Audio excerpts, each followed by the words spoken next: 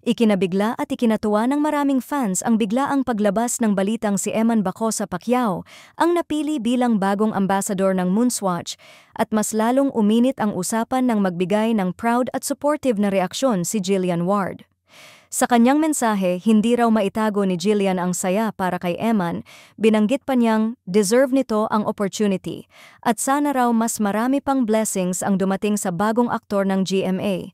At syempre, hindi na nakaligtas sa mata ng netizens ang dagdag niyang sana magtambal kami soon.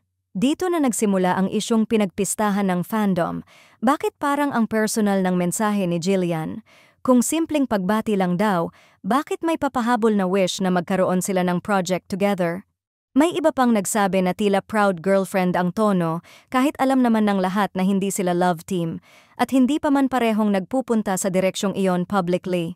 Sa kabilang banda, may nagsasabing strategic ito.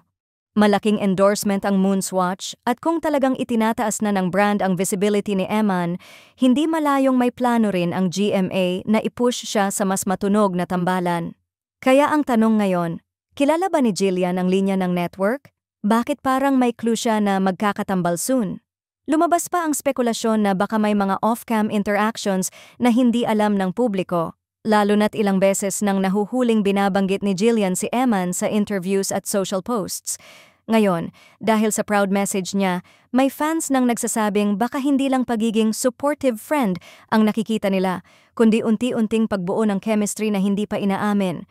Habang nananatiling tahimik ang Moonswatch at GMA tungkol sa anumang collab o future project ng dalawa, mas lalong naging makapal ang usok ng issue. Endorsement launch lang ba ito o simula ng mas malaking partnership on-screen at off-screen? Isa lang ang sigurado, sa bawat galaw ni Eman, laging may reaksyon si Jillian.